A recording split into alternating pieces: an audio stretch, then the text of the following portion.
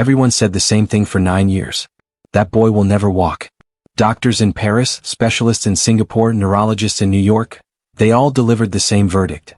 Permanent paralysis. Spinal trauma at birth. Nothing can be done. His father spent fortunes, crossed continents, begged the best neurologists on earth to look one more time. They all shook their heads with rehearsed sympathy. Accept it, they said. Move on. But Garfield Fournier couldn't move on because Lionel was all he had left. His wife died bringing that boy into the world. So Garfield kept searching, kept spending, kept praying for a miracle that never came from the hospitals he trusted. What he didn't know, the miracle wasn't going to come from a specialist in a white coat. It was going to come from the woman he'd just hired to mop his floors. A woman who noticed something about his son that every expert had missed. Something in the way Lionel's body responded. Something locked, not broken. And one night while Garfield was halfway across the world, she made a decision that would either save that boy's life or destroy her own. What happened next will leave you speechless. Before we continue, if you're watching this video, give it a like, subscribe to the channel, and tell me in the comments where you're watching from. I believe this story found you today for a reason. Now let's get to the story. The Fournier estate rose from the hillside like a monument to everything money could buy. 42 rooms spread across manicured grounds in the French countryside just outside Lyon. Marble fountains, gardens that required a team of 6 to maintain, windows so clean they looked like they weren't there at all. From the outside it looked like a dream. From the inside it felt like a tomb. No music played in that house. No laughter echoed through the hallways. No children's voices bounced off the high ceilings. Just silence. The kind of silence that presses against your eardrums. The kind that makes you afraid to breathe too loud. The staff moved through the mansion like ghosts. Their footsteps were measured, careful, practiced. They'd learned quickly after being hired. Monsieur Fournier preferred quiet. He demanded it, actually. After his wife died, he'd banned anything that reminded him of joy. Somewhere in all that silence, a father was slowly disappearing. Garfield Fournier sat in his study most evenings, staring at the portrait above the fireplace. Elise, his wife. Her smile captured in oil paint, her eyes still bright, still alive, still looking at him like he was worth loving.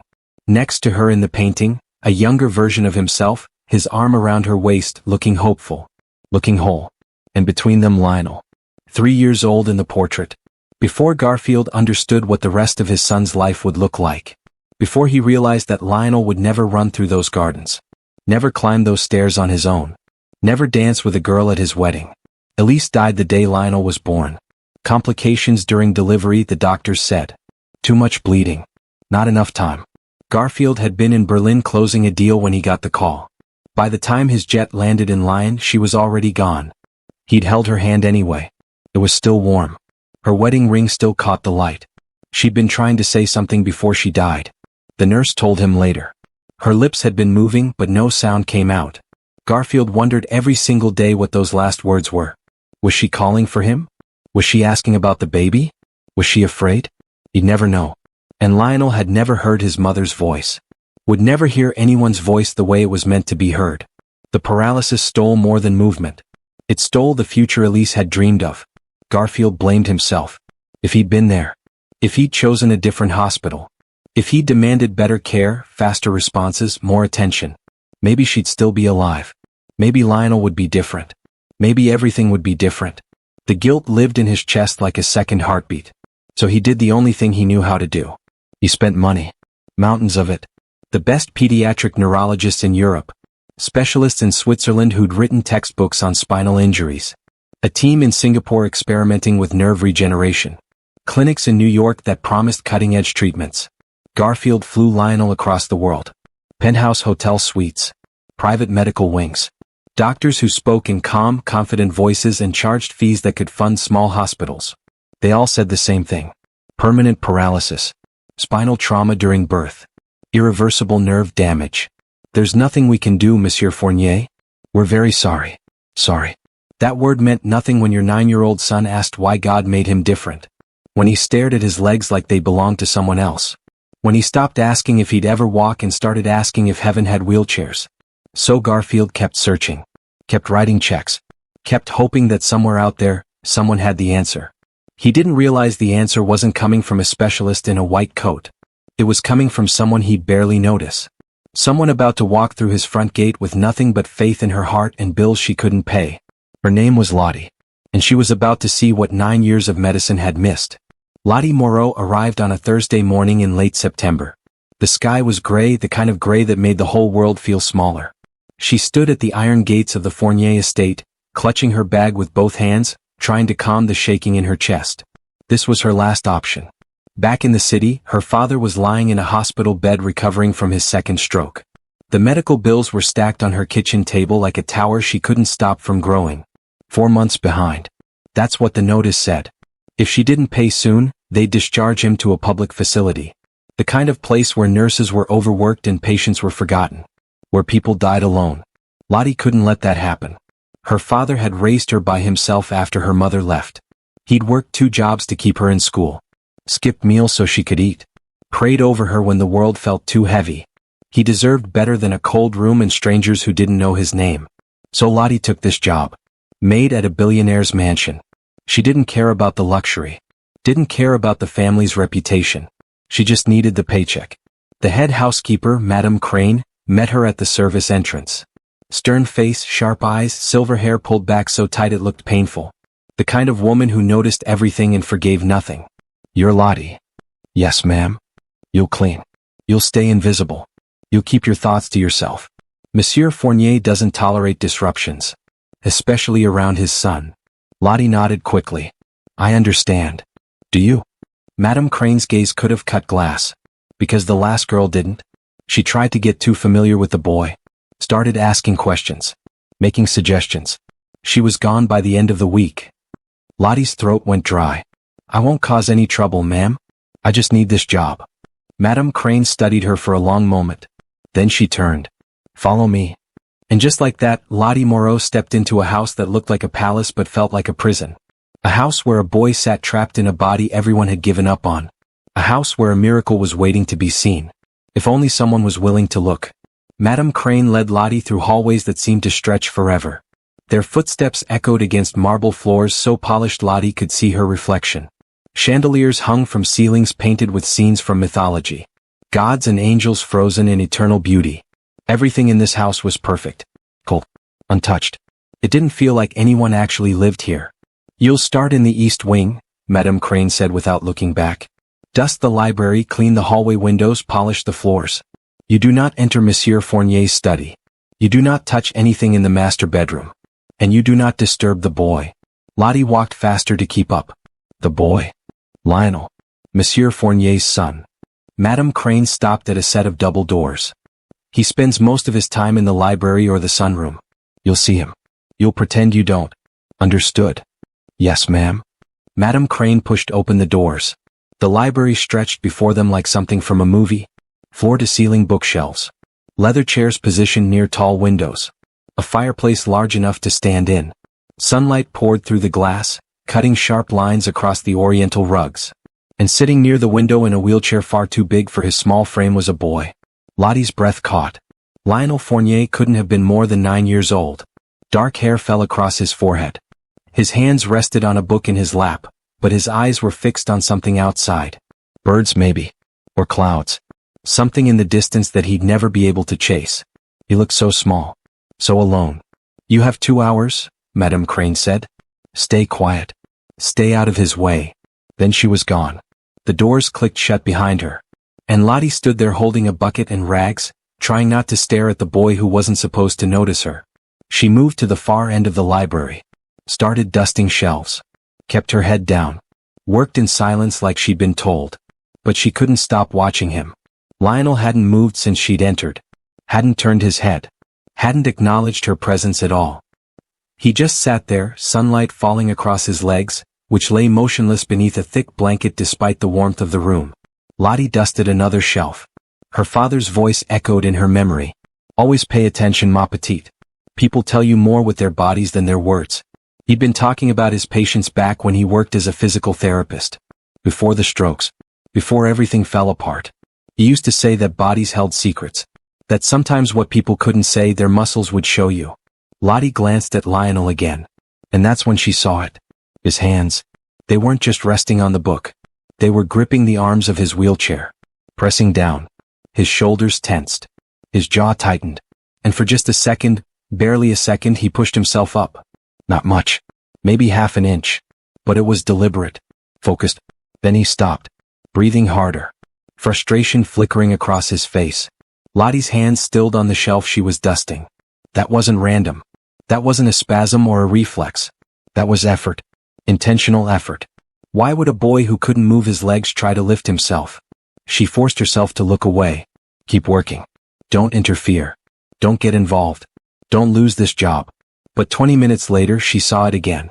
This time Lionel adjusted his position slightly, shifted his weight, and when he did, his face twisted. Just for a moment. Like something hurt. Doctors said he couldn't feel anything below the waist. That's what paralysis meant, wasn't it? No sensation. No pain. Nothing. So why did he look like something hurt? Lottie moved to the windows. Started polishing the glass. Closer now. Close enough to see the tension in his shoulders. The way his fingers curled and uncurled against the leather armrests. The way his breathing changed when he shifted positions. A book slipped from his lap. It hit the floor with a soft thud. Lionel stared down at it, jaw clenched, eyes burning with something that looked like shame. He reached for it. His fingers stretched toward the edge of the wheelchair. But the book was too far. Just an inch too far. Lottie hesitated. Madame Crane's warning echoed in her head. The last girl tried to get too familiar. But the boy was struggling. And no one else was here to help. She crossed the room before she could second-guess herself. Picked up the book. Placed it gently back in his lap. "Thank you," Lionel said quietly. His voice was softer than she'd expected. Polite. Like he'd been taught to say thank you even when he didn't expect anyone to care. Lottie nodded. Started to walk away. "You're new." It wasn't a question. Just an observation. She turned back. "Yes." "What's your name?" "Lottie." Lionel looked at her for the first time. Really looked at her. His eyes were dark brown, old in a way that children's eyes shouldn't be. Like he'd already seen too much of the world's cruelty. "I'm Lionel." "I know." She smiled softly. "Nice to meet you." He blinked. Like he wasn't used to people speaking to him like he was a person instead of a problem to be managed. "You should go," he said. "Before Madame Crane comes back. She doesn't like it when people talk to me." "Why not?" "Because they always ask the same questions. Can you feel this? Can you move that? Does it hurt? And when I answer, they look at me like I'm lying." His voice cracked slightly. "So it's easier if no one talks to me at all." Lottie's chest tightened. This boy had been poked and prodded and doubted for 9 years. No wonder he'd learned to stay quiet. "I won't ask you questions like that," she said. "Why not?" "Because you already know your own body better than anyone else does." Lionel stared at her. Something shifted in his expression. Surprise maybe. Or hope. The kind of hope that's been crushed so many times it's afraid to show itself. "You should still go," he whispered. "I don't want you to get in trouble." Lottie nodded. Went back to her work. But for the rest of the afternoon she paid attention. She noticed how Lionel flinched when the afternoon sun hit his lower back. How he rubbed his left hip like something was sore there. How his toes, just barely, curled when he reached for another book. She noticed everything. And the more she noticed, the more questions formed in her mind. Questions she knew she wasn't supposed to ask. Questions that could get her fired. Questions that might lead nowhere. Or questions that might lead to the truth everyone had missed. Over the next 2 weeks, Lottie fell into a rhythm.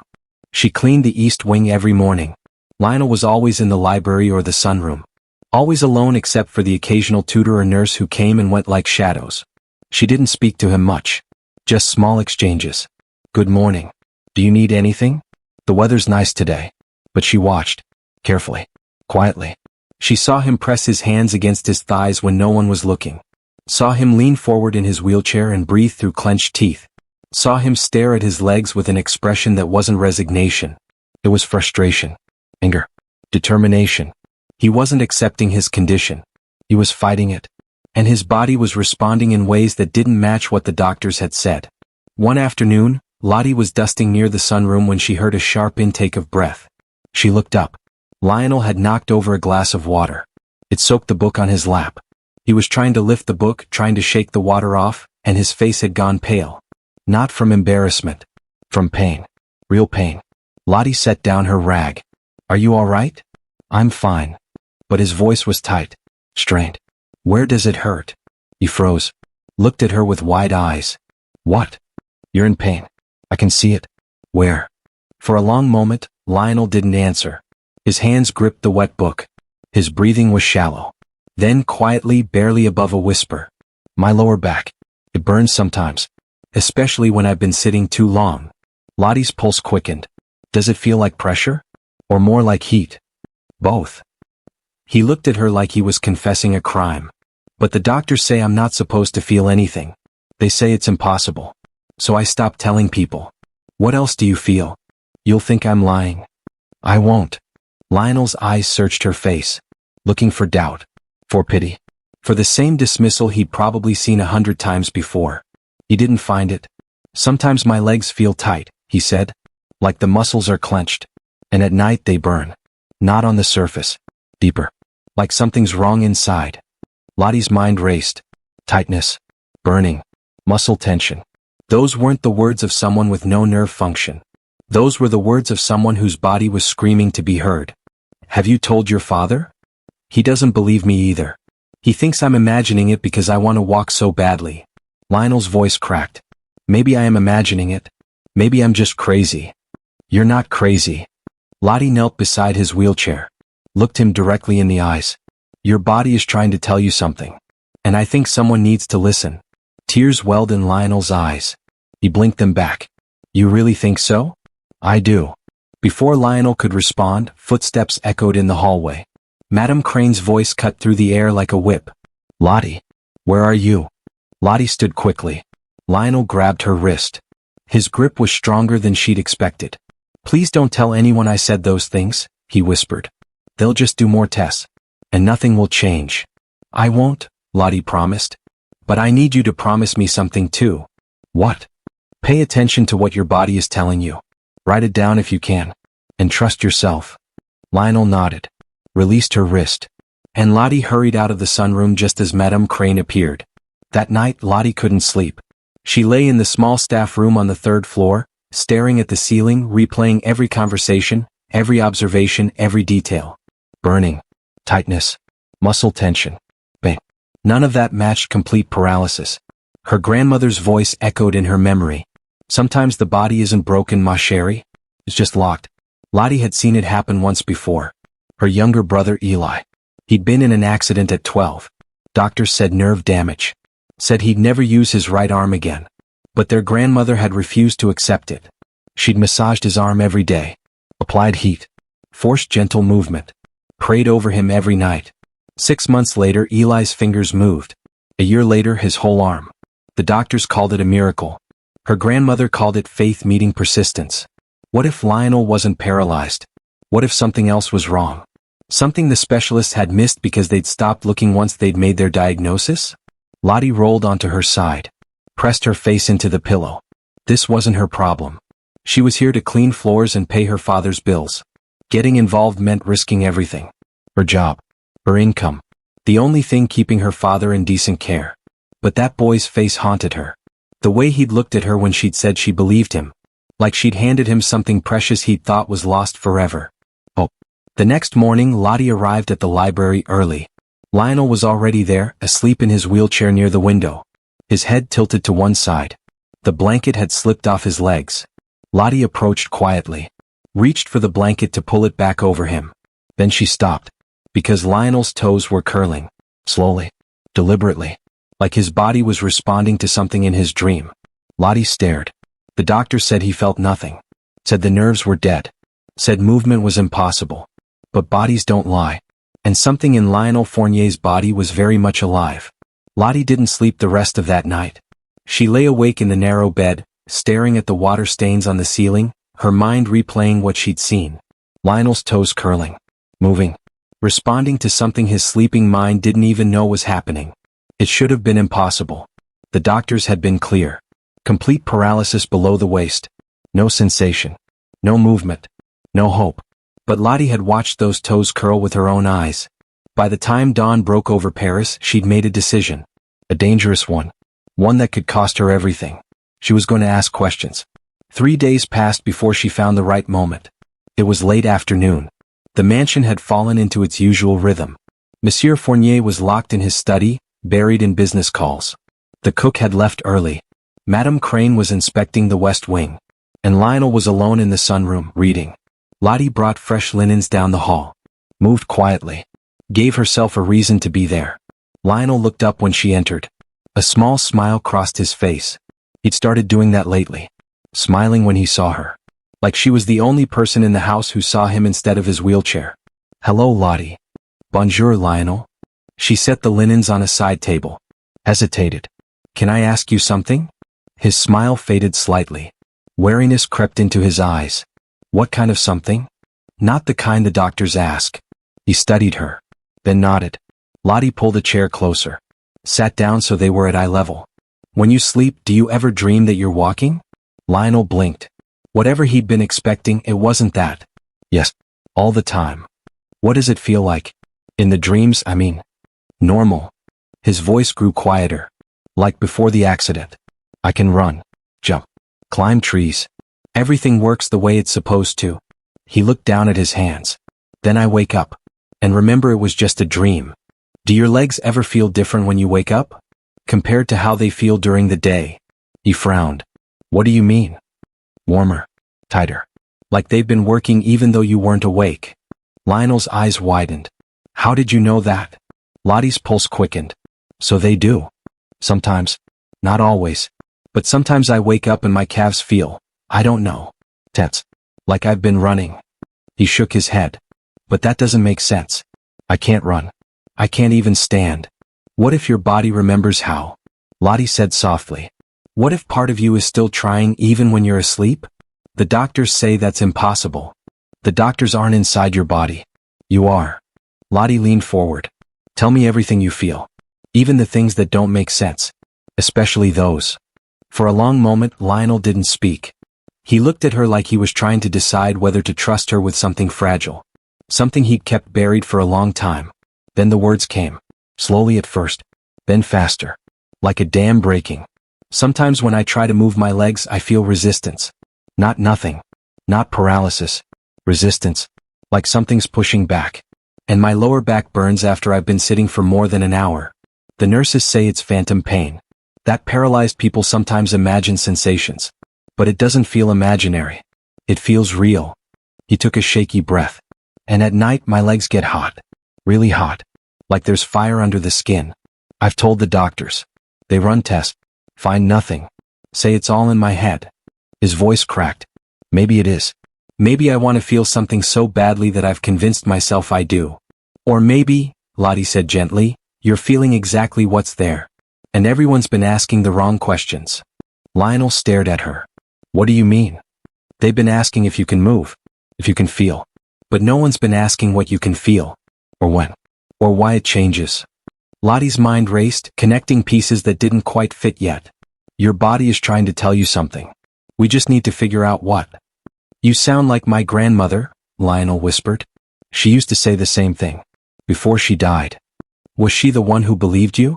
He nodded. Tears glistened in his eyes. She said the doctors only know what they've been taught. But the body knows more than any textbook. A tear slipped down his cheek. I miss her. Lottie reached out. Squeezed his hand. She sounds like she was very wise. She was. Lionel wiped his eyes quickly. My father thinks she gave me false hope. He says it's cruel to make me believe things could get better when they can't. What do you think? Lionel looked out the window. At the garden he couldn't walk through. The paths he couldn't run down. The world he could only watch from behind glass. I think hope is all I have, he said quietly. Even if it's false. Even if it hurts. It's better than giving up. Lottie's throat tightened. This boy had been failed by everyone who was supposed to help him. And still he held on to hope like a lifeline. Then we won't give up, she said. We'll figure this out. Together. Lionel turned to her. You mean that? I do. A sound in the hallway made them both freeze. Footsteps. Coming closer. Lottie stood quickly. Grabbed the linens. Moved to the other side of the room just as Madame Crane appeared in the doorway. The housekeeper's eyes swept the room. Landed on Lionel. Then Lottie. Her expression hardened. Lottie. A word. Madame Crane led her down the hall. Didn't speak until they were in the servants' corridor, far from anyone who might overhear. You're getting too close to the boy. Lottie's stomach dropped. I saw you. Sitting with him. Holding his hand. Madame Crane stepped closer. I warned you, didn't I? About the last girl? I'm not trying to cause problems, ma'am. He just seemed lonely. He is lonely. That's not your concern. The older woman's voice was ice. Your job is to clean, not to befriend, not to counsel, not to give him ideas that will only lead to disappointment. What if they're not ideas? The words came out before Lottie could stop them. What if there's something the doctors missed? Madame Crane's expression went cold. You've been here 2 weeks. You're a maid. You have no medical training. What could you possibly know that a dozen specialists don't? I know what I see. And I see a boy who's trying to tell people he's in pain and no one will listen. The doctors have listened. They've examined him extensively. The diagnosis is clear. Madame Crane's voice lowered to something almost dangerous. And if you care about this job, if you care about your father's care, you will stop filling that child's head with false hope. The mention of her father hit like a slap. Lottie's hands curled into fists. I'm not trying to. I don't care what you're trying to do. I care about what you are doing, which is overstepping. Badly. Madame Crane straightened. Stay away from Lionel unless absolutely necessary. Do your work. Keep your distance. Or I'll have no choice but to let you go. Am I clear? Lottie's jaw clenched. Yes, ma'am. Good. Madame Crane turned. Paused. The boy has been hurt enough. Don't make it worse. Then she was gone. Lottie stood alone in the hallway, heart pounding, mind racing. She should listen. Should back off. Should focus on keeping this job and nothing else. But all she could see was Lionel's face when she told him she believed him. The way hope had flickered to life in his eyes like a candle that had been blown out too many times. She couldn't abandon him now, even if it meant risking everything. That night, Lottie knelt beside her bed and prayed. She wasn't sure what she was praying for. Guidance maybe. Courage. A sign that she wasn't making a terrible mistake. Her grandmother's voice echoed in her memory. The same voice she'd heard the night Eli had moved his fingers for the first time. Sometimes the body isn't broken, ma chérie. It's locked. Lottie had been 13 when her grandmother said those words. Eli had been in physical therapy for months. The doctors had said nerve damage. Permanent. No hope of recovery. But their grandmother refused to accept it. She'd worked with Eli every day. Gentle movements. Heat therapy. Prayer. She'd talked to his arm like it could hear her. Told it to wake up. To remember what it was supposed to do. Everyone thought she was crazy. Until Eli's fingers twitched. The doctors called it spontaneous nerve regeneration. A medical anomaly. 1 in a million. Grandmother called it something else. She'd looked at Lottie and said, the body wants to heal. Sometimes it just needs someone to believe it can. Lottie pressed her palms together. Closed her eyes. Please, she prayed. Show me what to do. Show me what they're missing. She didn't hear an answer. But deep in her chest, beneath the fear and doubt, something settled. A quiet certainty that she was on the right path. Even if it was dangerous. Even if she was alone. The next morning, everything changed. Monsieur Fournier called a household meeting. Staff gathered in the main hall. The cook, 2 gardeners, Madame Crane and Lottie. Fournier stood at the top of the stairs. Tall. Imposing. Every inch the businessman who'd built an empire. I'm leaving for Tokyo tomorrow, he announced. Business negotiations. I'll be gone for 3 weeks. Madame Crane will oversee the household in my absence. You're to follow her instructions as you would mine. 3 weeks. Lottie glanced at Madame Crane. The housekeeper's face was unreadable. I expect everything to run smoothly, Fournier continued. No disruptions. No incidents. Lionel's care routine will remain unchanged. Dr. Marchand will visit weekly. Any concerns should be directed to Madame Crane immediately. He dismissed them with a wave. As the staff dispersed, Lottie caught Lionel watching from the library doorway. His face was pale. His hands gripped the wheelchair armrests. He looked terrified. That evening the mansion fell unnaturally quiet. Fournier had left for the airport. The cook had gone home. The gardeners had finished for the day. Madame Crane was in her quarters on the 2nd floor. Lottie finished her evening tasks. Cleaned the last of the dishes. Put everything in its place. Then she walked through the empty halls. The house felt different without Fournier's presence. Bigger. Colder. Like something had shifted in the air. She found Lionel in the sunroom, staring out at the darkening garden. He's gone, Lionel said without turning around. He'll be back in 3 weeks. I know. Lionel's voice was small. It's just, the house feels different when he's not here. Quieter. Is that good or bad? I don't know yet. He turned to look at her. Madame Crane told you to stay away from me, didn't she? Lottie's breath caught. How did you? She always does. With anyone who talks to me too much. He smiled sadly. You don't have to risk your job for me, Lottie. I'll be fine. I'm not going anywhere, Lottie said firmly. We made a promise, remember? We're going to figure this out. Lionel's eyes filled with tears. Why do you care so much? Because I know what it's like to watch someone you love suffer while everyone tells you there's nothing you can do, Lottie thought. Because my brother was locked inside his body once and someone refused to give up on him. But what she said was simpler. Because you deserve someone who believes you. Lionel wiped his eyes. Nodded. Outside the wind picked up. Trees swayed against the windows. Shadows stretched across the floor. The house felt like it was holding its breath. Waiting for something to break. Or something to begin. It happened on the 5th night after Monsieur Fournier left for Tokyo. Lottie had finished her evening rounds. The mansion was settling into its familiar silence. Madame Crane had retired to her quarters hours ago. The cook had gone home. Even the street outside had gone quiet, Paris tucking itself in for the night. Lottie was heading to her room when she heard it. A crash. Then a groan. Bang. She ran. The sound had come from the library. Lottie burst through the doors, heart hammering, and froze. Lionel was on the floor. His wheelchair had toppled onto its side. Books were scattered everywhere. And Lionel lay sprawled on the oriental rug, one arm twisted beneath him, face pale and slick with sweat. Lionel. Lottie dropped to her knees beside him. What happened? I tried. His voice came out strangled. I tried to reach the top shelf. Leaned too far. The chair, it tipped. Are you hurt? Did you hit your head? No. I don't think so. But his breathing was shallow. Rapid. His hands were shaking. Lottie scanned him quickly. No blood. No obvious injuries. But something was wrong. His whole body was trembling. His jaw clenched tight enough to crack teeth. I'm going to help you sit up, she said. Tell me if anything hurts. She slid her arm under his shoulders. Started to lift him.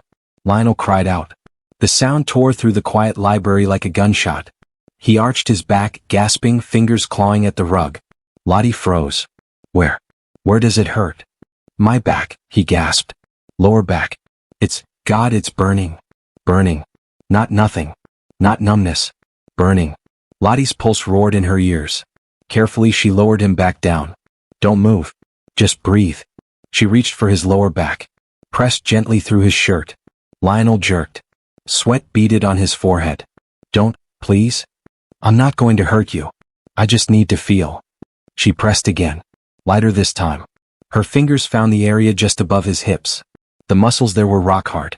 Locked tight. And radiating heat like a furnace. This wasn't paralysis. This was compression. Muscle spasm. Something structural that was screaming for release. Lionel, listen to me. Lottie kept her voice steady even though her hands were shaking. I need to ask you something important. And I need you to be honest. What? His voice was barely a whisper. Does this happen often? The burning? Yes. How often? Every day. Sometimes worse than others. Tears leaked from the corners of his eyes. Today was bad. I've been sitting too long. Trying not to move. Trying not to bother anyone. You're not bothering anyone. Lottie's throat tightened. You're in pain. Real pain. And no one's been listening. Because they say it's impossible. Lionel's voice cracked. They say paralyzed people can't feel pain. That my nerves are dead. That I'm making it up. You're not making it up. Lottie pressed her hand flat against his lower back. The heat was incredible. The muscles beneath bunched and twisted like they were trying to tear themselves apart. Your body is trying to tell us something. We just need to listen. Lionel stared at her. Hope and fear warring in his eyes. What are you going to do? Lottie's mind raced. She wasn't a doctor. Wasn't a physical therapist. Wasn't qualified to do anything except clean floors and stay out of the way. But her grandmother's voice echoed in her memory. The body wants to heal. Sometimes it just needs someone to believe it can. And her father's voice from years ago when he still worked with patients. Compression and heat, ma petite. That's where you start. Release the tension. Let the body remember what it's supposed to do. She could walk away. Call Madame Crane. Let someone else handle this. Keep her job. Keep her distance. Or she could do what every instinct was screaming at her to do. Help him. I'm going to try something, Lottie said quietly. But I need you to trust me. I do. No hesitation. Just faith. That scared her more than anything. Stay here. Don't move. I'll be right back. Lottie ran to the servants' quarters. Her hands shook as she dug through the supplies in the storage closet. Heat wrap. The kind her father used for muscle spasms. Lavender oil. A small wooden roller her grandmother had used for massage therapy. She grabbed everything. Ran back to the library. Lionel hadn't moved. He lay exactly where she'd left him, breathing hard, face twisted in pain. Lottie knelt beside him. I'm going to try to release some of the tension in your lower back. Might hurt at first, but I think it will help. Okay. He closed his eyes. I trust you. Those 3 words nearly broke her. Lottie activated the heat wrap. Placed it carefully on Lionel's lower back. He hissed through his teeth.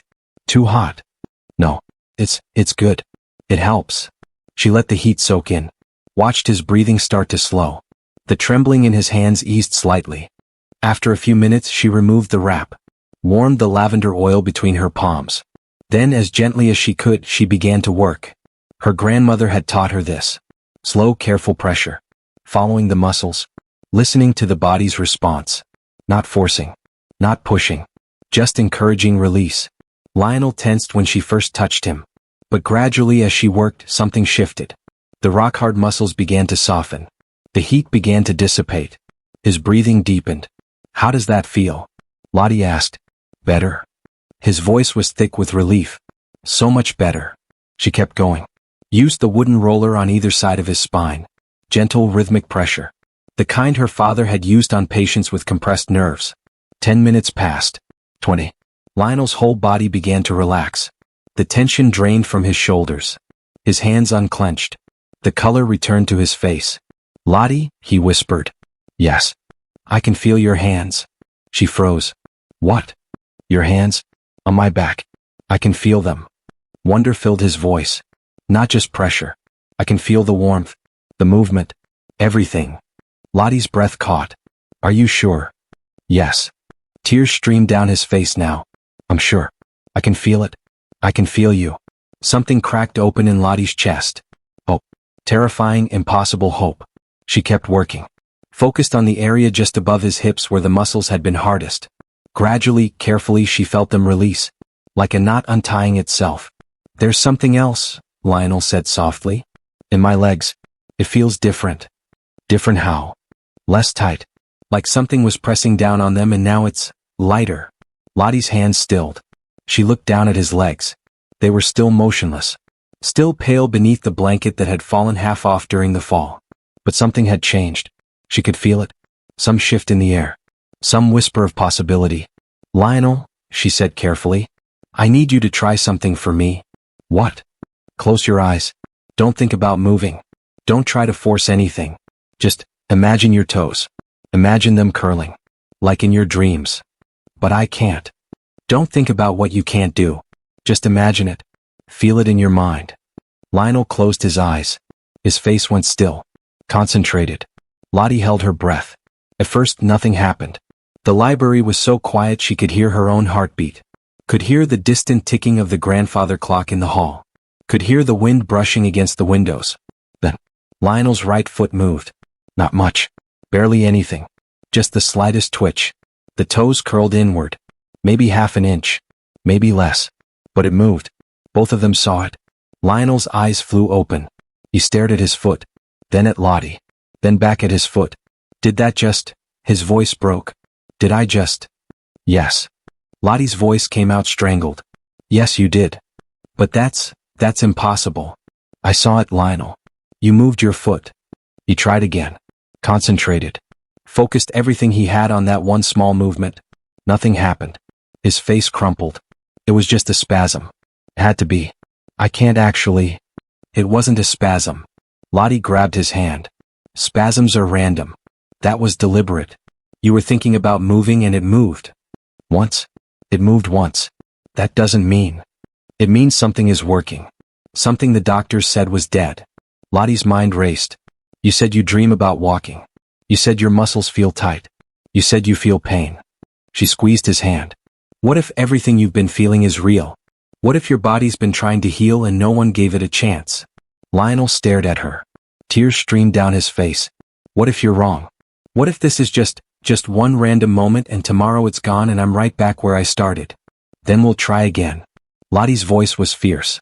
And again. And again. Until we figure out what's happening. But Madame Crane said. I don't care what Madame Crane said. I don't care what the doctor said. I care about what I just saw. She looked him straight in the eyes. You moved, Lionel. Moved. He sobbed. Full, broken sobs that shook his whole frame. And Lottie pulled him close, holding him while 9 years of grief and frustration and hopelessness poured out. I want to believe you, he whispered against her shoulder. I want to so badly. Then believe me. They sat like that for a long time. Lionel crying. Lottie holding him. Both of them staring at his right foot like it held the secrets of the universe. Finally Lionel pulled back. Wiped his eyes. What do we do now? Lottie took a shaky breath. We don't tell anyone yet. Not until we're sure. Why not? Because if we're wrong they'll use it against you. They'll say you're delusional. Desperate. They'll dismiss everything you've been feeling. She helped him sit up carefully. But if we're right, if we can get that movement to happen again consistently, then we'll have proof. Real proof. Something they can't ignore. Lionel nodded slowly. How long? I don't know. A few days. Maybe a week. We need to work on releasing the compression. Build strength. See what else your body can do. She paused. But this has to stay between us. Can you do that? Yes. His eyes were bright with determination now. With something that looked dangerously like hope. When do we start? Tomorrow night. After everyone's asleep. Lottie glanced at the door. We'll meet here. Work on the exercises. See what happens. What if Madame Crane finds out? She won't. Lottie tried to sound more confident than she felt. Not if we're careful. Lionel looked down at his foot. The one that had moved. The one that had given them both something precious and terrifying. Possibility. Lottie, he said softly. Yes. Thank you. For believing me. Lottie's throat tightened. Thank you for trusting me. She helped him back into his wheelchair. Cleaned up the scattered books. Made sure everything looked normal. But nothing was normal anymore. Because they'd both seen it. That tiny, impossible movement. And once you've seen a miracle start to happen, there's no going back. That night, Lottie lay awake in her small room, staring at the ceiling, replaying everything over and over. The heat in Lionel's back. The compression. The release. The movement. She'd crossed a line tonight. A line Madame Crane had warned her never to cross. And there was no uncrossing it now. If she was wrong, if this led nowhere, she'd lose her job. Her income. Everything. But if she was right, Lottie closed her eyes. Prayed harder than she'd ever prayed in her life. Please, she whispered into the darkness. Please let this be real. Downstairs in the library, Lionel sat alone in his wheelchair, staring at his right foot. He thought about movement. Imagined his toes curling. Focused everything he had on making it happen again. Nothing. His foot stayed still. Lifeless. But he'd felt it. That moment when his brain sent a signal and his body, his supposedly dead, useless body, had responded. He'd felt it. And he was going to feel it again. Both of them stared into the darkness, afraid to breathe. Afraid to hope. Afraid not to. 6 nights. That's how long they worked in secret. 6 nights of Lottie slipping down to the library after everyone slept. 6 nights of heat therapy and gentle pressure and whispered prayers. 6 nights of Lionel concentrating so hard his whole body shook with effort.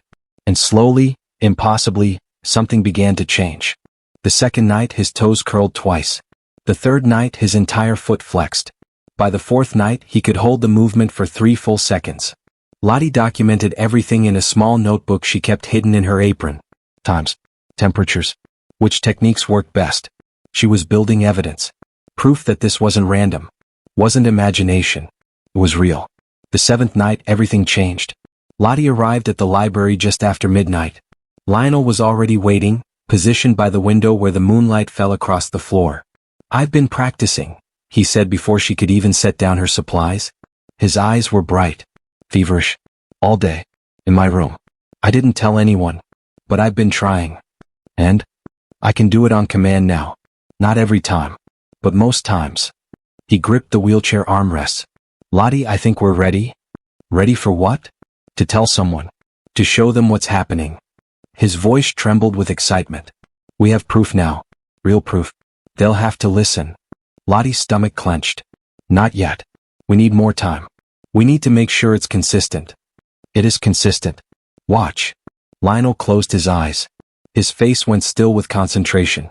And slowly, deliberately, his right foot lifted 2 inches off the footrest. The toes curled. The ankle flexed. Then it lowered back down. Lottie's breath caught. Lionel. Wait. There's more. He did it again. This time with the left foot. The movement was smaller. Less controlled. But it was there. Undeniable. Tears sprang to Lottie's eyes. You did it? You actually did it? We did it. Lionel's face was radiant. You believed me when no one else would. You saw what they couldn't see. Lottie knelt beside him. Let's do the therapy. See if we can increase the range of motion. She prepared the heat wrap. Placed it on his lower back. The routine had become familiar now. Almost meditative. Heat first. Then gentle pressure. Then the exercises. But tonight felt different. Electric. Like something was building. Like they were on the edge of something enormous. After the heat treatment, Lottie began the massage. Working the compressed muscles. Feeling them release under her hands. Tell me what you feel, she said. Warmth. Tingling. Like my legs are waking up after being asleep for years. Lionel's voice was thick with emotion. And something else. Strength. Like the muscles remember what they're supposed to do. Lottie increased the pressure slightly. Worked along either side of his spine. Any pain? No. Not anymore. Just sensation. Good sensation. She used the wooden roller next. Slow rhythmic strokes. And with each pass she felt Lionel's body responding. Muscles activating. Nerves firing. Life returning to places that had been dead for nearly a decade. Lottie? Lionel's voice was barely a whisper. Yes. I think I can move my knee. She froze. What? My right knee. I can feel it. I think I can bend it. Try. Lionel's face went tight with concentration. Sweat beaded on his forehead. His hands gripped the armrest so hard his knuckles went white. And then, his right knee bent. Just a few degrees. Just enough to lift his foot off the footrest and draw it back toward the chair. But it moved. Lionel gasped. Laughed. The sound came out broken and beautiful. I did it. I did it. Did you see? I saw. Lottie was crying now. Full tears streaming down her face. I saw Lionel. You moved your knee. He tried again. The movement was jerky. Uncontrolled. But it was there. Real. Undeniable. 9 years, Lionel sobbed. 9 years they told me I'd never move again. 9 years of being trapped in this chair. And all this time, your body was trying to tell you it wasn't broken. Lottie grabbed his hands. It was just locked. Like my grandmother said. Locked. And we're unlocking it. Lionel pulled her into a fierce hug. They held each other, both crying, both laughing, both terrified and exhilarated by what was happening. We have to keep going, Lionel said against her shoulder. We have to see how much movement I can get back. Maybe I'll walk again. Maybe I'll... The library doors slammed open. Light flooded the room. Lottie jerked back. Spun around. Garfield Fournier stood in the doorway. He'd returned early from Tokyo. Still wore his traveling clothes. His face was dark with jet lag and something else. Something cold and furious. What, he said slowly, is going on here? Time stopped. Lottie's mind went blank. She was still kneeling beside Lionel's wheelchair. The heat wrap was on the floor. The massage oil on her hands. The wooden roller beside it.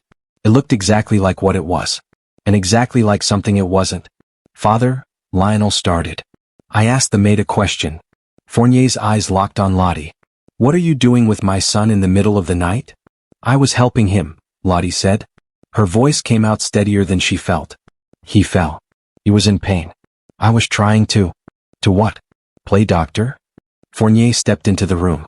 Each footfall echoed like a gunshot. You're a housemaid. Not a medical professional. Not a physical therapist. What gives you the right to touch my son? She wasn't doing anything wrong, Lionel said desperately. She was helping. She's been helping. And it's working. Father, it's actually working. Fournier's gaze snapped to his son. What's working? I can move. Lionel's voice rose with excitement. I can move my feet. My knees. The paralysis, it wasn't complete. It was compression. Muscle spasms. And Lottie figured it out. Enough. Fournier's voice was ice. You're delusional. I'm not. Lionel gripped his wheelchair. Watch. I'll show you. He closed his eyes. Concentrated. Tried to lift his foot. Nothing happened. Panic flashed across Lionel's face. He tried again. Focused harder. Still nothing. You see, Fournier said quietly. There's nothing there. Just false hope and a maid who overstepped catastrophically. No. Lionel's voice broke. It was working. Just 5 minutes ago. I moved my knee. I swear I did. You imagined it. Like you've imagined sensations for years. Fournier turned to Lottie. What did you tell him? What lies did you feed my son? No lies, Lottie said. Heat flooded her face. I saw him move. Multiple times. His body has been trying to heal and no one would listen. Guards? Fournier's voice boomed through the mansion. Footsteps thundered. 2 security personnel appeared in the doorway. Escort this woman to her quarters, Fournier ordered. Make sure she doesn't speak to anyone. Pack her belongings. She's terminated effective immediately. No. Lionel lunged forward in his chair. You can't do this. She didn't do anything wrong. She manipulated you. Gave you false hope. Violated every protocol we have in place. Fournier's face was granite. She's lucky I'm not calling the police. One of the guards moved toward Lottie. Wait. She backed away. Lionel, try again. Show him. You can do it. I know you can. I'm trying. Tears streamed down Lionel's face. It's not working. Why isn't it working? Stress, Lottie said frantically. You're too stressed. Your muscles are locking up again. Just breathe. Relax. Let your body. The guard grabbed her arm. Get your hands off her. Lionel shouted. His voice cracked through the library. Father, please. Please just listen. Please just let her show you. There's nothing to show. Fournier walked to his son. Placed a hand on his shoulder. I know you want to believe. I know you're desperate. But this woman has taken advantage of that desperation. She's filled your head with fantasies. They're not fantasies. Lionel was sobbing now. Full broken sobs. I felt it. I moved. I swear to God I moved. Lionel. I'm not crazy. The words tore out of him like a scream. I'm not imagining it. I'm not making it up. My body has been trying to tell you for 9 years that something was wrong and you never listened. None of you listened. You just wrote me off. Called me paralyzed. Called it permanent. But you were wrong. You were all wrong. The room fell silent. Even Fournier seemed shaken by the raw anguish in his son's voice. Lionel, he said quietly, I understand you're upset. But you don't understand anything. Lionel's voice dropped to something deadly calm. You wanted me to be hopeless. Because hopeless is easier. Hopeless means you don't have to try. Don't have to question the doctors. Don't have to wonder if there was something you missed. That's not fair. Isn't it? Lionel looked up at his father. When was the last time you asked me how I felt? Really asked? When was the last time you sat with me and listened instead of just accepting what the specialist said? Fournier's jaw clenched. I've given you the best care in the world. You've given me specialists who stopped looking for answers the day they wrote permanent paralysis on my chart. Lionel's hands trembled. But Lottie looked. She asked questions. She believed me. And because of her, I moved. I actually moved. Then do it now. Fournier's voice was steel. If it's real, show me. Right now. Lionel closed his eyes. Tried again. His whole body shook with effort. Sweat poured down his face. He focused everything he had on that one simple movement. Move. Please move. Please. Nothing. His foot stayed still. Lionel's face crumpled. I can't. I don't know why I can't. But I did it before. I swear I did. Monsieur Fournier. Lottie's voice was steady despite the guard's grip on her arm. Let me work with him one more time. Let me show you the techniques. Give me 10 minutes and I'll prove. You've done enough damage. Fournier nodded to the guard. Remove her. Now. They dragged Lottie toward the door. Lionel, keep trying, she called back. Don't give up. Your body knows what to do. You just have to. The door slammed shut. Lionel was alone with his father. The silence was deafening.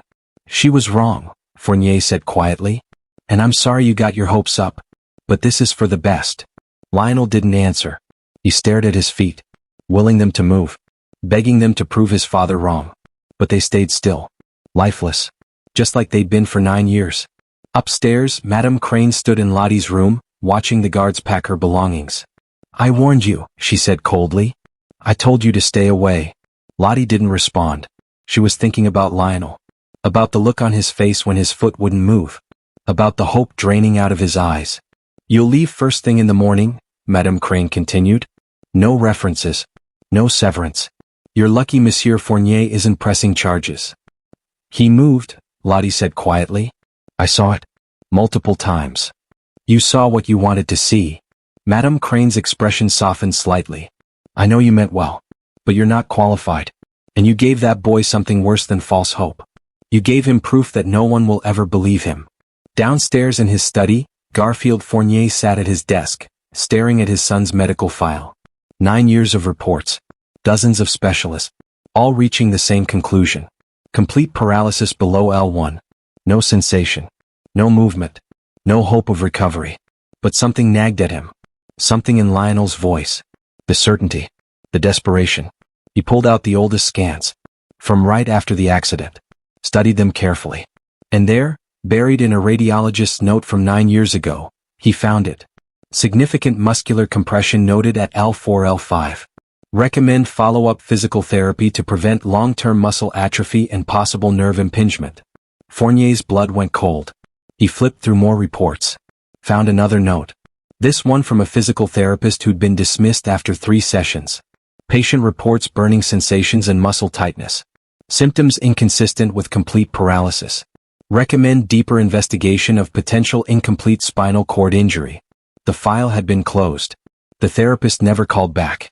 The recommendation never followed up on. Because the lead specialist had said it was impossible. Had said the scans were clear. Had said Lionel's reports of sensation were psychological. And everyone had believed him. Fournier sat back in his chair. Stared at the file spread across his desk. The compression had been documented years ago. And no one had done anything about it. Including him. The hospital conference room was sterile. White walls. Chrome furniture. A long table where 3 doctors sat in their pressed white coats, looking anywhere but at Garfield Fournier. Garfield stood at the head of the table. He'd been standing for 20 minutes. Hadn't sat down. Hadn't raised his voice. He'd simply placed the old medical files in front of them. One by one. And waited. Dr. Arnaud, the lead specialist who'd treated Lionel for 9 years, cleared his throat. Monsieur Fournier, I understand you're upset. But these notations were from the initial assessment period. They were investigated and determined to be. Determined by whom? By me. By the team. We ran additional scans and found no evidence of incomplete injury. The compression noted here was minor. Not clinically significant. Not clinically significant. Garfield's voice was dangerously quiet. My son reported burning sensations for 9 years.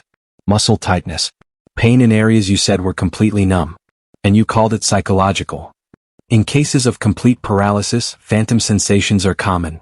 What if it wasn't complete? Garfield leaned forward. Placed both hands on the table. What if you missed something? What if my son has been suffering for 9 years because you were too arrogant to question your initial diagnosis? Silence. Dr. Arnault's face reddened. We followed standard protocols. Every test confirmed. Every test you chose to run. Garfield pulled out another file. This one from the physical therapist who'd been dismissed. This therapist recommended deeper investigation. You overruled her. Why? Because her theories were not supported by the imaging. Or because she disagreed with you? Garfield's voice was steel now. Because she saw something you didn't want to see? Because admitting you might have missed something would mean admitting you'd failed. Dr. Arnaud stood. Monsieur Fournier, I will not sit here and be accused. Then stand and be accused. Garfield didn't move. My son moved his foot. Bent his knee. A housemaid with no medical training achieved more progress in 1 week than you did in 9 years. Explain that. It's impossible. The scans clearly show. The scans from 9 years ago show compression. The scans from 9 years ago show inconsistencies. And instead of investigating, you dismissed them. You dismissed my son. You wrote him off. Garfield's hands shook. Why? The room fell silent. One of the other doctors, Dr. Chin, a neurologist, spoke quietly. Because it's easier. Everyone turned to her. What? Dr. Arnaud hissed. It's easier, Dr. Chin repeated. She looked at Garfield. Complete paralysis has a clear treatment path. Physical therapy for muscle maintenance. Pain management. Psychological support. It's contained. Manageable. But incomplete paralysis? That's messy. Unpredictable. It requires constant reassessment. Experimental treatments. No guarantees. She paused. And when you're treating one of the wealthiest men in Europe's son, guarantees matter. Garfield's breath caught. What are you saying? I'm saying we gave you certainty instead of truth. Dr. Chen's voice was hollow. We told you your son would never walk again because that was definitive. It meant you could plan. Move forward. Stop hoping. She looked at her hands. We thought we were being kind. Kind? The word came out strangled. You thought trapping my son in a wheelchair for 9 years was kind? We thought giving him false hope would be crueler. Dr. Arnault's voice was barely a whisper now. The statistics for recovery from spinal injuries are abysmal. Most patients who think they'll walk again never do. They spend years in anguish, chasing treatments that don't work. We believed, that acceptance was the path to peace. You didn't give him peace. Garfield's voice broke. You gave him a prison. You told him his own body was lying to him. That his pain wasn't real. That he was broken beyond repair. Tears streamed down his face. And I believed you. God help me, I believed every word. Dr. Arnault looked away. We did what we thought was best. No. Garfield's voice was quiet now. Final. You did what was easiest. For you. For me. For everyone except my son. He gathered the files. I want new scans. Full spinal imaging. Nerve conduction studies. Everything. And I want specialists who will actually look at the results instead of confirming what they already believe. Monsieur Fournier. And I want it in writing. An admission that the original diagnosis may have been incomplete. That my son's reports of sensation were dismissed without proper investigation. Garfield met Dr. Arnault's eyes. Can you give me that? The silence stretched. Finally, Dr. Arnault nodded. Yes, I can give you that. Garfield sat alone in his car for an hour before he could drive home. His hands shook on the steering wheel. His breath came in ragged gasps. 9 years. 9 years of watching his son waste away in that chair. 9 years of patting him on the shoulder and saying it would be okay. That he'd adjust. That life could still be full. 9 years of lying. Because the truth was Garfield had needed the certainty too. Needed to believe the specialist. Needed to think there was nothing more he could have done. If Lionel's paralysis was permanent, truly permanent, then Garfield wasn't failing him by accepting it. Wasn't abandoning him by moving on. Wasn't choosing his business trips and dinner parties in comfortable denial over his son's suffering. But if there had been hope all along. If Garfield's wealth and power and access to the best doctors in the world had actually trapped Lionel instead of saving him. If a housemaid had seen what teams of specialists missed. Garfield pressed his forehead against the steering wheel and wept. Lottie sat on her small bed in the servants' quarters, her packed bags beside her. It was morning now. The car would arrive in an hour to take her to the train station. Madame Crane had made it clear. No goodbyes. No contact with Lionel. Just disappear. Lottie's hands clutched her grandmother's rosary. She'd failed. Despite everything. Despite the miracle she'd witnessed. She'd failed to protect it. Failed to prove it. Failed Lionel when he needed her most. A knock at the door. The car's early, Madame Crane's voice called. Time to go. Lottie stood. Picked up her bags. Opened the door. Garfield Fournier stood in the hallway. Lottie froze. Leave us, Garfield said to Madame Crane. The housekeeper's eyes widened. Monsieur, I don't think. Leave us. Madame Crane retreated down the hall. Garfield stepped into the small room. He looked older than he had yesterday. His expensive suit was rumpled. His eyes were red. Mademoiselle Beaulieu, he said quietly. May I speak with you? Lottie's heart hammered. Of course, monsieur. You saw my son move. It wasn't a question. Yes, Lottie said. Multiple times. His foot. His knee. The movements were small but deliberate. Controlled. And you believe, what? That he was never fully paralyzed. I believe his body has been trying to heal for 9 years and no one would listen. Lottie's voice was steady. I believe the compression in his lower back was preventing signals from getting through. And I believe when we released that compression the signals started working again. Garfield was quiet for a long moment. The doctors found the original reports. The ones documenting the compression. The ones recommending follow-up. Lottie's breath caught. And they admitted they dismissed them. Decided they weren't significant. Chose certainty over investigation. He paused. They were wrong. And so was I. Monsieur. I need to ask you something. Garfield's voice was raw. When my son couldn't perform for me last night, when his foot wouldn't move, was he lying? Was it all in his head? No. Lottie's voice was fierce. He was terrified, stressed. His muscles locked up. It happens. But the movement was real. I saw it. And I documented it. She reached into her apron pocket, pulled out her notebook. Dates. Times. Which techniques worked. How long he could hold each position. It's all here. Garfield took the notebook, flipped through it. His hands trembled as he read. You did this, he whispered. In 1 week. You did what 9 years of specialists couldn't do. I listened to him. That's all. I believed him when he said he felt pain. When he said something was wrong. Lottie paused. Your son isn't broken, monsieur. He never was. He was just trapped. Garfield's face crumpled. He sank slowly to his knees. Lottie gasped. Monsieur, please? Forgive me. The words came out strangled. Broken. I thought I was protecting him. I thought accepting the diagnosis was strength. But I was just afraid. Afraid to hope. Afraid to fight. Afraid to be wrong. Tears streamed down his face. And my fear trapped him. My money. My access to the best care in the world. All of it trapped him in that chair because I needed certainty more than he needed truth. Lottie knelt beside him. You didn't know. I should have known. I should have listened. I should have questioned. He looked at her. You're 21 years old. You've been here 2 weeks. And you saw what I couldn't see in 9 years. What does that make me? Human. Lottie's voice was gentle. It makes you human. And now you can make it right. How? Get him the help he needs. Real help. People who will look at what's actually there instead of what they expect to see. She placed her hand on his. And believe him. Whatever he tells you he feels. Whatever progress he makes. Believe him. Garfield nodded. Wiped his eyes. Will you stay? Help him? I'll pay you whatever you want. Give you whatever title you need. Just please don't leave him now. Lottie hesitated.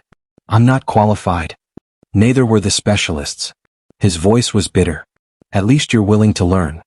I'll stay, Lottie said quietly. But not for money. For Lionel. Because he deserves someone in his corner. Someone who won't give up on him. Garfield stood. Helped her to her feet. Thank you. For seeing my son when the rest of us were blind. 3 months later. The physical therapy room was bright with afternoon sun. State-of-the-art equipment lined the walls. Parallel bars. Resistance machines. Everything Lionel needed. But right now he wasn't using any of it. He was standing. His legs shook with effort. His hands gripped the parallel bars so hard his knuckles were white. Sweat poured down his face. But he was standing. 30 seconds, the new physical therapist called. She was young. Progressive. Believed in incomplete spinal injuries and neuroplasticity and all the things the old specialists had dismissed. You're doing great, Lionel. Just 10 more seconds. Lionel's whole body trembled. But he held it. Held the position. Refused to give up. Time, the therapist said gently. You can sit now. Lionel shook his head. Not yet. Lionel. Not yet. His voice was steel. I want to try something. Across the room, Lottie stood beside Garfield. Both of them watching. Hardly breathing.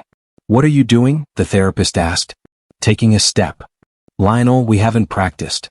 I'm ready. Slowly, impossibly, Lionel lifted his right foot. Slid it forward 6 inches. Set it down. His left leg shook so hard it nearly buckled. But he held it. Shifted his weight. Lifted his left foot. 1 step. Then another. He was walking toward Lottie. The movement was jerky. Uncontrolled. He gripped the parallel bars like they were the only things keeping him alive. But he was moving. Deliberately. Purposefully. Forward. Lottie's hands flew to her mouth. Tears streamed down her face. Lionel took a 3rd step. A 4th. His face was twisted with effort. With pain. With something that looked like joy. After 9 years of being still, he was moving. After 9 years of silence, his body was finally screaming the truth. He made it 5 steps before his legs gave out. The therapist caught him. Lowered him gently into the wheelchair that appeared beside them. Lionel was sobbing. Laughing. Both at once. I did it, he gasped. I actually did it. Lottie ran to him. Dropped to her knees. You did it. You walked. Because of you. Lionel grabbed her hands. Because you looked. Because you saw what everyone else missed. Garfield approached slowly. Knelt beside his son. I'm proud of you. His voice broke. I'm so proud of you. Lionel looked at his father. At Lottie. At the therapist who'd spent 3 months helping him relearn what his body had been trying to remember all along. The specialists were wrong, Lionel said quietly. I wasn't broken. I was just locked. And all I needed was someone willing to help me find the key. 6 months later, Lionel stood in the garden without holding anything. Just stood, balanced, breathing in the spring air. Lottie watched from the terrace. She was officially his physical therapy assistant now. Garfield had paid for her training, her certification, everything she needed to keep helping his son. But more than that, she was his friend. The person who'd believed in him when belief felt impossible. Lionel turned, saw her watching, smiled. Then slowly he walked toward her. No parallel bars. No wheelchair nearby. Just him. Moving. One foot in front of the other. The gait was still uneven. Still required concentration. But it was walking. Real walking. He reached her. Stopped. Met her eyes. Thank you, he said quietly. For looking. Lottie smiled through her tears. Thank you for being worth looking at. That night, Garfield sat in his study writing in his journal. Something he'd taken up at his therapist's recommendation. Processing. Healing. Learning to forgive himself. He wrote about the day's progress. About Lionel's smile. About the way his son had walked across the garden like it was the most natural thing in the world. Then he wrote something else. Something that had been circling in his mind for months. The miracle wasn't that the boy walked. It was that someone finally looked. He closed the journal. Turned off the light. And for the first time in 9 years he slept peacefully. Because his son wasn't trapped anymore. And neither was he.